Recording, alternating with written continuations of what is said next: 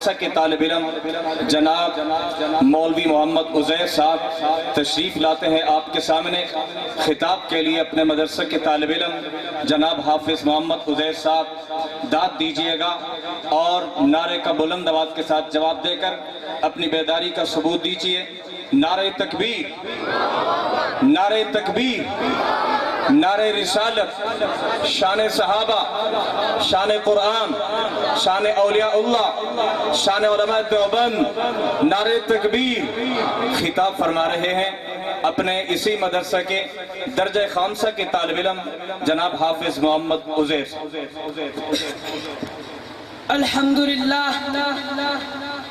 الحمدللہ علی نعمائہ الشاملۃ وآلائہ الکاملہ والصلاة على سید الانبیاء محمد المصطفى وعلى آلہ المجتبى اما بعد فاعوذ باللہ من الشیطان الرجیم بسم اللہ الرحمن الرحیم ما كان محمد أبا أحد من رجالكم ولكن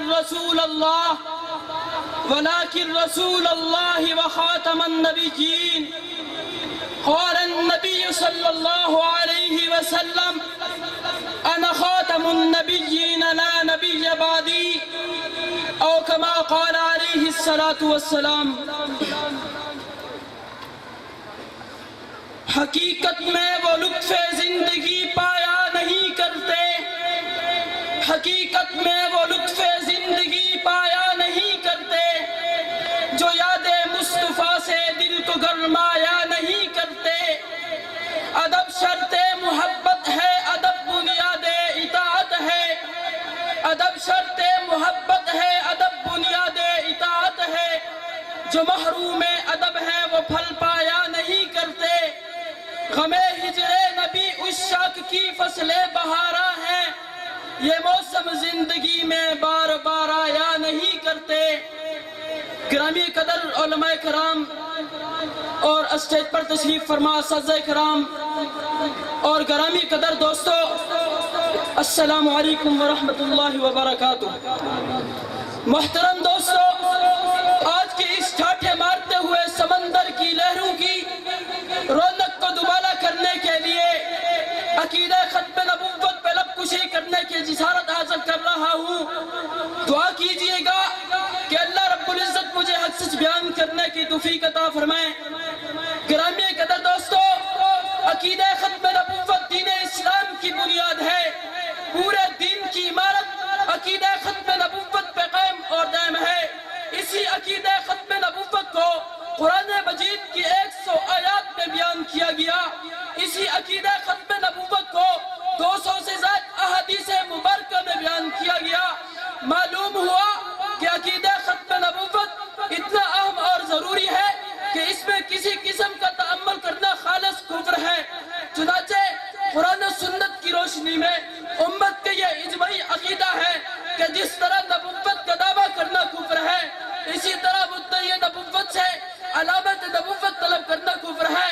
امام اعظم ابو حنیفہ فرماتے ہیں کہ من طلب منہ علامت فقد کفر لقول النبی لا نبی بعدی، کہ جو مدعی نبوت سے علامت نبوت طلب کرے وہ کافر ہو جائے گا۔ اب ادنا سے طالب علم ہو کر ایک عرض آپ کے گوش گزار کرتا ہوں اور آپ سے یہ عہد لیتا ہوں کہ آپ بھی میری یہ عرض گلی گلی کوچا کوچا بازار میں جا کے پہنچائیں گے اور آپ اس پہ عمل کریں گے کہ آج آپ دیکھ رہے ہیں کہ جب مرزائیوں کے بائیکاٹ کی بات کی جاتی ہے، بہت سی زبانی حرکت میں آ جاتی ہیں، کوئی انسانیت کا رونا روتا ہے، کوئی رواداری کی بات کرتا ہے، کوئی قادیانیت سے دوستی اور محبت کی بات کرتا ہے، لیکن یہ نہیں سوچتے کہ قادیانیت کا ٹکراؤ ہماری آنکھوں کے نور، دل کے سرور، حضور پر نور محمد مصطفیٰ کی ذات مقدسہ کے ساتھ ہے۔ اے محبوب دو عالم کے دیوانوں، کیا ہم ناموس رسالت کی پاسبانی سے منہ پھیر لیں؟ اور کیا ہم ختم نبوت کی پاسبانی سے منہ پھیر لیں؟